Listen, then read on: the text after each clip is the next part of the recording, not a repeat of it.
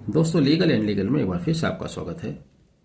138 NI act negotiable instrument act 1881 में बॉम्बे उच्च न्यायालय द्वारा एक बहुत ही महत्वपूर्ण निर्णय दिया गया है। एक ऐसा निर्णय कि जो 138 एनआई एक्ट के देश भर में पेंडिंग हजारों लाखों केसेस में आमूलचूल परिवर्तन ला सकता है यदि इस निर्णय का अनुसरण किया जाए तो। इस निर्णय में बॉम्बे उच्च न्यायालय ने कहा है कि यदि एक्यूज्ड न्यायालय हाजिर नहीं आता है तब ऐसी दशा में मजिस्ट्रेट उसकी गैर हाजिरी में भी ट्रायल कंटिन्यू कर सकते हैं और 313 के बिना निर्णय सुना सकते हैं। दरअसल बॉम्बे उच्च न्यायालय के समक्ष एक क्रिमिनल रिवीजन पिटीशन फाइल की गई थी 70/2023 जो कि नवनीत सिंह गोगिया ने बनाम महाराष्ट्र राज्य के नाम से पेश हुई थी, जिसमें रिविजनिस्ट जो कि लोअर कोर्ट में एक्यूज थे 138 एनआई एक्ट के ने कहा कि माननीय मजिस्ट्रेट ने लंदन मजिस्ट्रेट ने उनको सुने बिना 313 का स्टेटमेंट रिकॉर्ड किए बिना उनके विरुद्ध 1 साल की सजा और 2 करोड़ रुपए का जुर्माने का ये घोषणा का ऐलान या जजमेंट दिया है। दरअसल मजिस्ट्रेट के समक्ष एक पिटीशन फाइल की गई थी जिसमें कंप्लेनेंट ने 1 करोड़ रुपए के चेक बाउंस होने का मुकदमा 2 डायरेक्टर के विरुद्ध कंपनी निदेशक के विरुद्ध दायर किया था। यह दोनों कंपनी निदेशक डायरेक्टर कुछ दिन तो न्यायालय आए, लेकिन उसके बाद उन्होंने न्यायालय आना बंद कर दिया। उनकी तरफ से न कोई अधिवक्ता न्यायालय हाजिर हुए और न ही उनकी पर्सनल एग्जामिनेशन की कोई एप्लीकेशन न्यायालय के समक्ष प्रस्तुत की गई,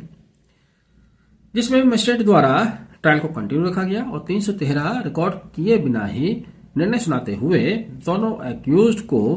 2 करोड़ रुपए का जुर्माना और 1 साल की साधारण सजा सुना दी गई। इस आदेश के विरुद्ध एक्यूज अपीलेट कोर्ट गए, लेकिन अपीलेट कोर्ट ने भी लंदन मजिस्ट्रेट के निर्णय को सही करार दिया, जिसके बाद यह क्रिमिनल रिवीजन बॉम्बे उच्च न्यायालय के समक्ष आई, जिसमें बॉम्बे उच्च न्यायालय ने भी अपीलेट कोर्ट के निर्णय को सही ठहराते हुए कहा कि यदि एक्यूज जानबूझकर न्यायालय हाजिर नहीं आ रहा है और कंप्लेनेंट द्वारा उसको अदालत लाने के लिए सभी प्रयास किए जा चुके हैं, जो भी न्यायिक प्रक्रिया होती है, जो भी उसके पास प्रोविजन थे उनको एग्जॉस्ट कर लिया गया है, तब ऐसी दशा में 313 का मैंडेटरी प्रोविजन यहां पर लागू नहीं होता और इस तरह से मजिस्ट्रेट द्वारा सुनाया गया आदेश सही था। बॉम्बे हाईकोर्ट ने 3 बिंदुओं पर जोर दिया कि न्यायालय को इस तरह का निर्णय सुनाते हुए 3 बिंदुओं पर गौर करना होगा। पहला ये कि एक्यूज कितने अवसर पर गैर हाजिर रहा है। यहां पर हम बता दें इस केस में एक्यूज लगातार 6 अवसरों पर न्यायालय हाजिर नहीं आया। दूसरा, कंप्लेंट द्वारा एक्यूज की प्रेजेंस के लिए क्या कदम उठाए गए, यानी कि कंप्लेंट जिस तरह की पैरवी वगैरह करता है क्या वो उसने की,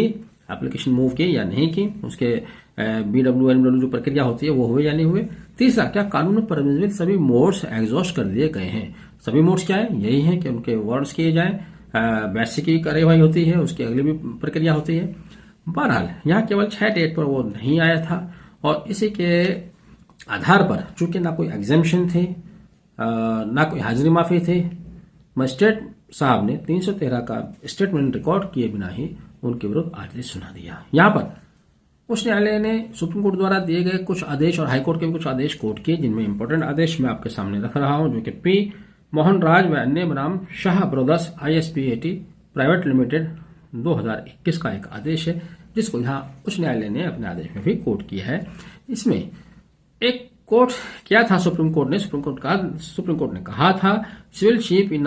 क्रिमिनल वॉल्फ क्लोथिंग, यानी कि उन्होंने कहा था कि सिविल शीप के जैसा ये केस दिखाई देता है, लेकिन यहाँ पर जो अपराधी है वो एक वॉल्फ की क्लोथिंग में नजर आता है और कहा कि 138 एनआई एक्ट का प्रोविजन कॉजी क्रिमिनल प्रोसीडिंग है और कॉजी क्रिमिनल प्रोसीडिंग होने के नाते यहाँ पर सिविल रेमेडी एनफोर्स की जा सकती है। जिस तरह से सिविल केसेस में एक्सपार्टी केस चलता है, न्यायालय का कहना यह था कि 130 एनआई एक्ट में भी सिविल रेमेडी एनफोर्स की जा सकती है और जैसा कि इस केस में हुआ। साथ ही सुप्रीम कोर्ट ने यह भी कहा था उस केस में कि 313 का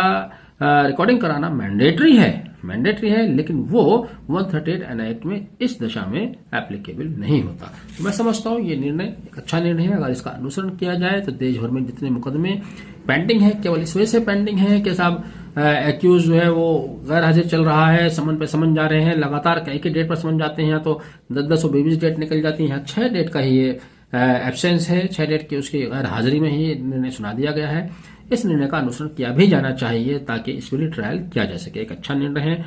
उन लोगों के लिए जिनके चेक बाउंसेस के मुकदमे हैं, पैसा फंसा हुआ है, चेक बाउंस हुआ है और जिनको रेमेडी नहीं मिल रही है। बहरहाल आपने वीडियो आखिर तक देखा। Thank you, have a nice day.